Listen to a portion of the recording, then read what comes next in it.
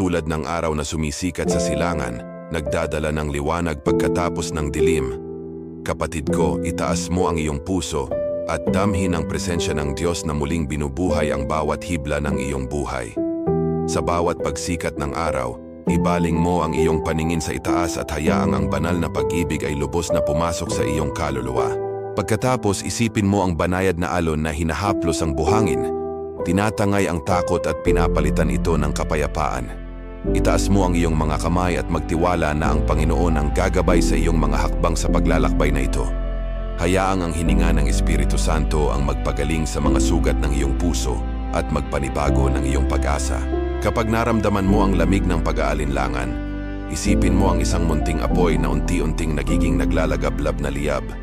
Iyuko mo ang iyong ulo at bulungin ang isang panalangin ng pasasalamat. Tanggapin mo ang kalakasang mula sa langit na bumubuhat at nagpapatatag sa iyo. Tiwala sa Diyos na kailanman ay hindi pumapalya. Sa paggising mo, isalarawan mo ang isang hardin na puno ng bulaklak, kung saan ang bawat bulaklak ay nagpapalaganap ng halimuyak ng tagumpay. Itaas mo ang iyong paningin sa kalangitan at kilalanin na ikaw ay inaalagaan ng Ama. Damhin ang banayad na simoy na pumupuno sa iyong dibdib ng bagong sigla, na umaakay sa iyong mga pangarap sa landas ng kapayapaan. Pagkatapos, alalahanin mo ang isang matayog na bundok, simbolo ng katatagan at proteksyon. Ipatong mo ang iyong puso sa walang hanggang bato at hayaang maging ang Diyos ang iyong matatag na kanlungan. Ipagkatiwala mo ang iyong mga alalahanin sa paanan ni Kristo at tanggapin ang kapayapaang tanging siya lamang ang makapagbibigay. Habang lumiliwanag ang araw, tanawin mo ang mga paru-parong lumalabas mula sa kanilang kulungan, larawan ng pagbabago. Buksan mo ang iyong espiritu para sa gawa ng Espiritu Santo at hayaang hubugin kaniya ayon sa wangis ni Jesus. Ialay mo ang iyong mga takot at yakapin ang kalayaang matatagpuan kay Kristo. Sa gitna ng katahimikan ng umaga, pakinggan mo ang awit ng mga ibon na nagpupuri sa Panginoon. Ipatong mo ang iyong mga kamay sa dibdib at ialay ang iyong pagsamba. Hayaang ang papuri ay umakyat na tila isang banayad na halimuyak at madarama mo ang buhay na kapangyarihang muling bumubuo sa iyong pagkatao. Habang tumataas ang araw, isipin mo ang isang matatag na tulay na nag-uugnay ng iyong may hangganang sarili sa walang hanggang Diyos na kataas-taasan. Ituon mo ang iyong mga isipin sa banal na pag-ibig at ipahayag ng malakas ang iyong pagtitiwala sa tagapagligtas. Tanggapin mo sa iyong espiritu ang kapayapaang lampas sa anumang pangunawa. At sa gayon, masdan mo ang isang puting kalapating lumilipad sa himpapawid, tanda ng kapayapaan at banal na presensya. Manalangin ka ng may pananampalataya. Panginoon, akayin mo ako sa landas ng katuwiran. Damhin mo ang katiyakan na ikaw ay dinirinig niya at tinutugon. Inaakay ka sa tahimik na tubig. Kapag dumapo ang panghihina, minamahal kong kapatid na babae, alalahanin mo ang isang parola na matatag sa gitna ng unos sa gabi. Itaas mo ang iyong puso at hayaang liwanagan ni Kristo ang bawat anino. Manalig ka sa pangakong ang Diyos ay nagpapalakas sa mga napapagod at nagbibigkis ng bagong lakas sa mga umaasa sa Kanya. Pagkatapos, isalarawan mo ang malinaw at dumadaloy na ilog, larawan ng saganang biyaya. Yumukod ka sa pagsamba at tanggapin ang kasariwang mula sa langit. Hayaang ang presensya ng Panginoon ay muling magpasigla ng iyong mga pangarap at ihanda ka upang mapagtagumpayan ang bawat hamon ng araw.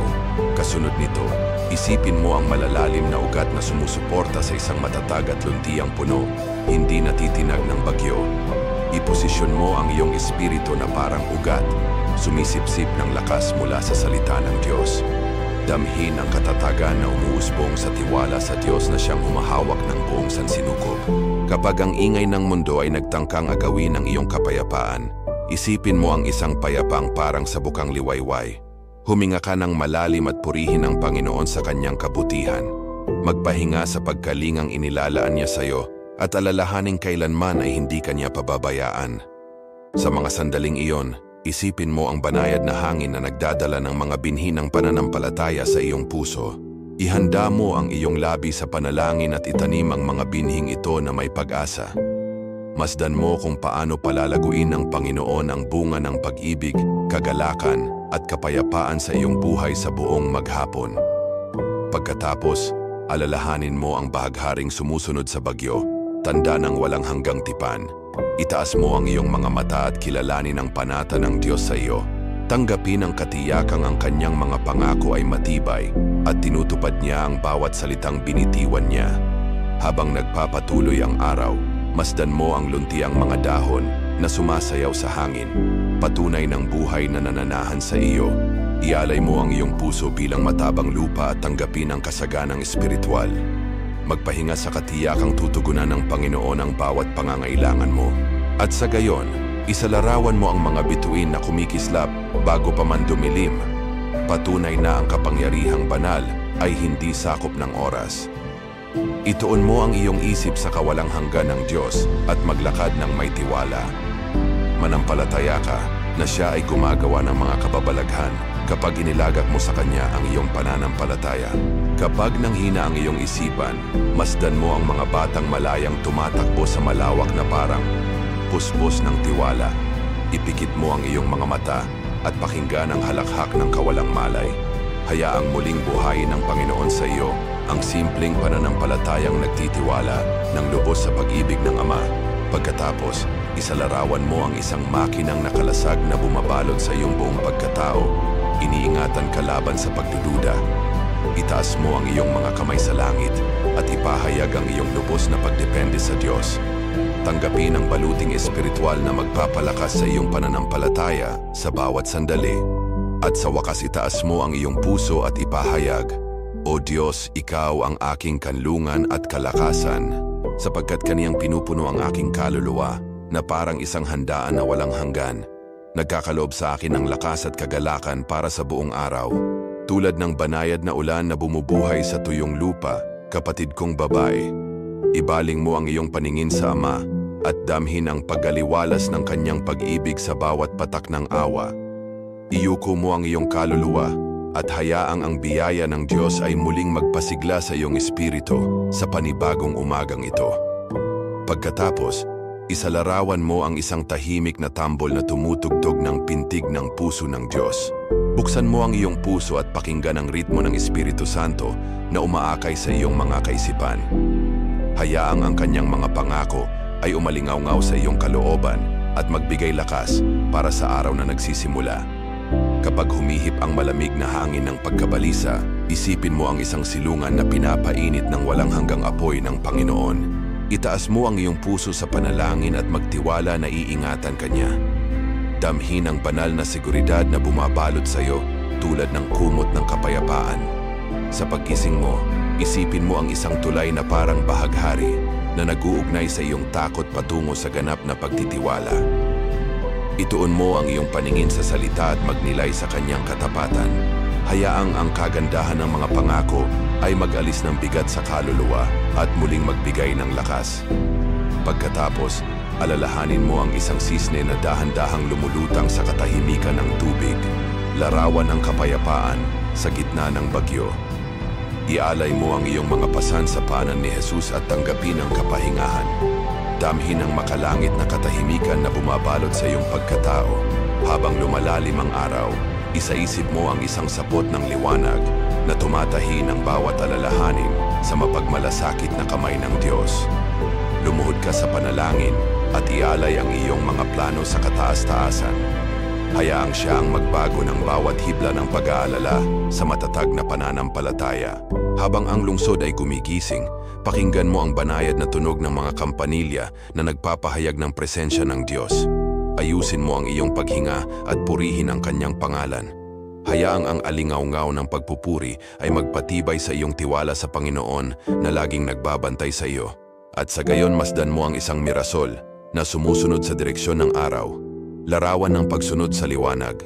Iharap mo ang iyong mukha kay Kristo at lumakad sa direksyon ng pag-ibig na kailanman ay hindi pumapalya. Damhin ang banal na lakas na nagtutulak sa iyong mga hakbang. Pagkatapos isipin mo ang isang lumang aklat na ang bawat pahina ay naglalaman ng walang hanggang karunungan.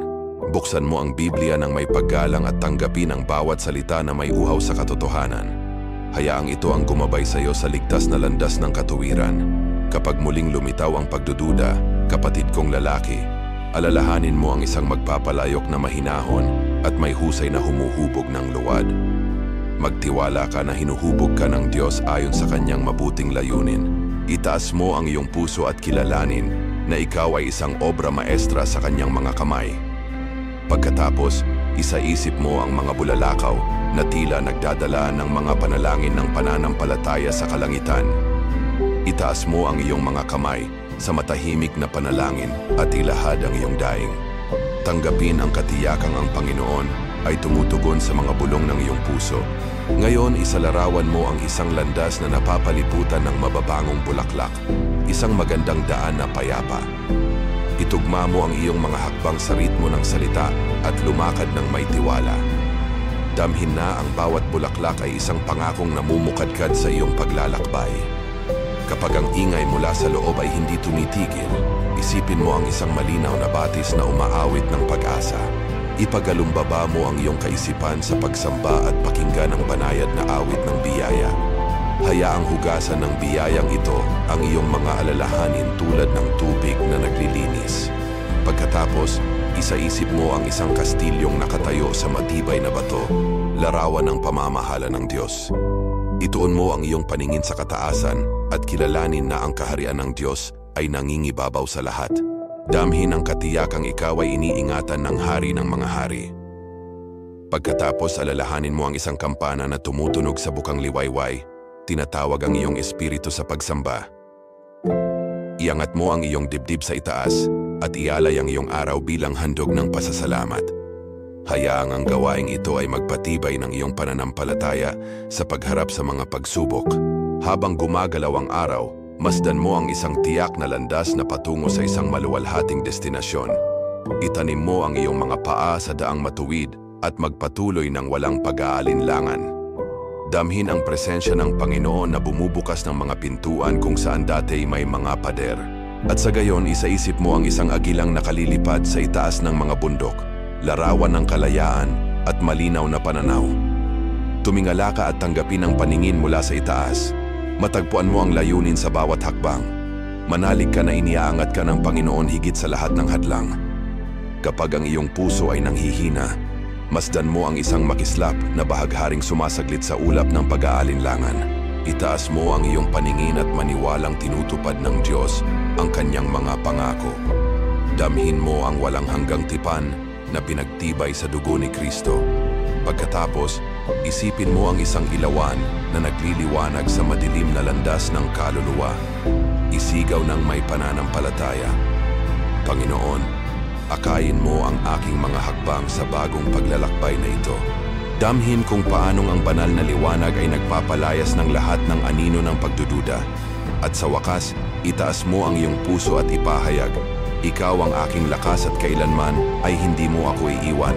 Sapagkat ang iyong kabutihan at awa ay sumusunod sa akin sa lahat ng araw ng aking buhay. Tulad ng hamog na banayad na humahaplos sa mga talulot sa pagsikat ng araw, kaibigan, iyuko mo ang iyong puso sa Panginoon at damhin ang kasariwaan ng kanyang habag na bumabalot sa piyo sa bagong araw na ito. Iunat mo ang iyong mga kamay at tanggapin ang panibagong sigla ng kanyang presensya. Pagkatapos, isaisip mo ang isang kumikislap na apoy na matatag sa gitna ng dilim ng gabi.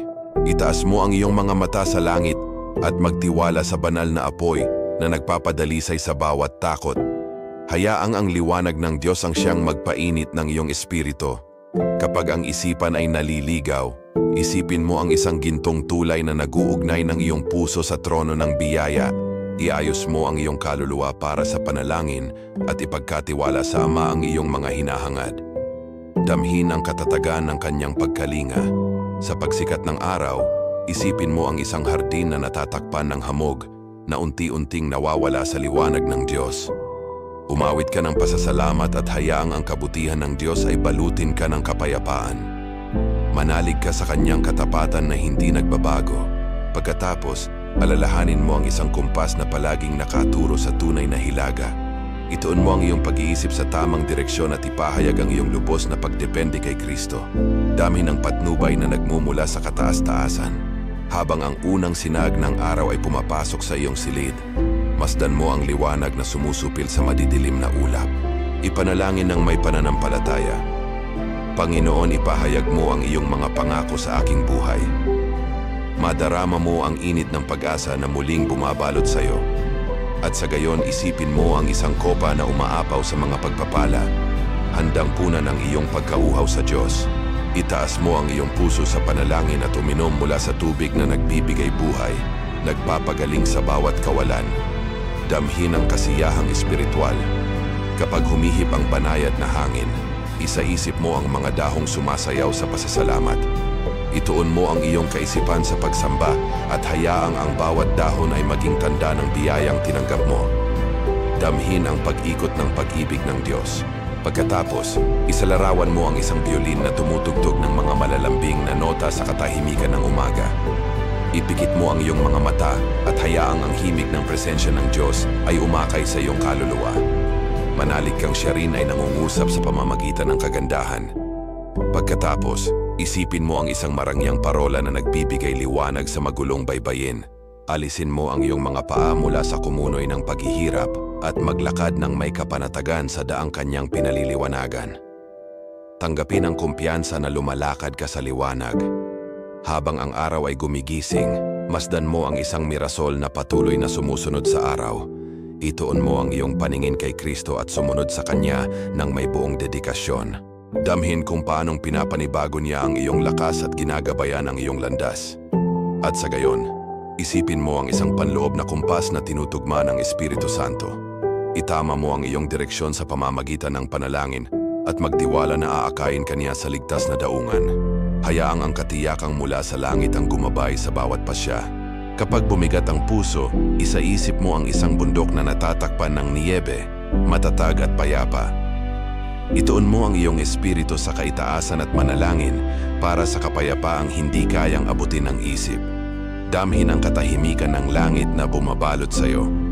Pagkatapos, isipin mo ang isang puting kalapati na marahang dumadapo sa iyong balikat, may dalang mensahe ng kapayapaan. Buksan mo ang aklat ng salita at hayaang bawat talata ay maging isang telegrama ng pag-ibig.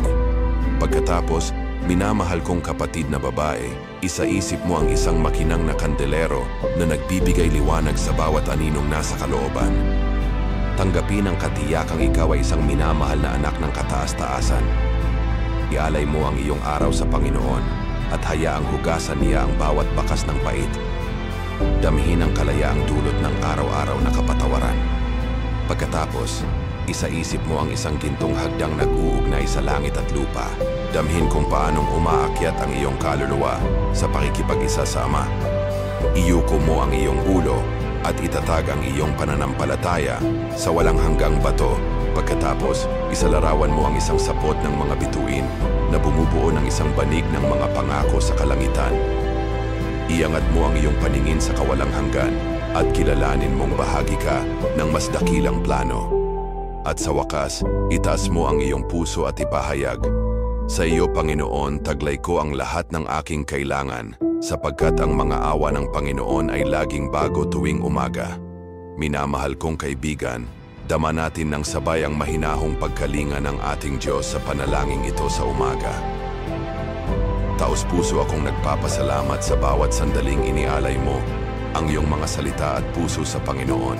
Ibahagi sa mga komento kung paano kumilos ang Diyos sa iyong buhay sa mga unang sandali ng araw. Huwag kalimutang mag-subscribe sa channel at i-activate ang bell upang makatanggap ng mga araw-araw na panalangin. Bukas, magkikita tayong muli para sa isa pang panalangin ng umagang pagninilay upang patatagin ang ating pananampalataya. Naway sumaiyo ang biyaya at kapayapaan ni Kristo, ngayon at magpakailanman.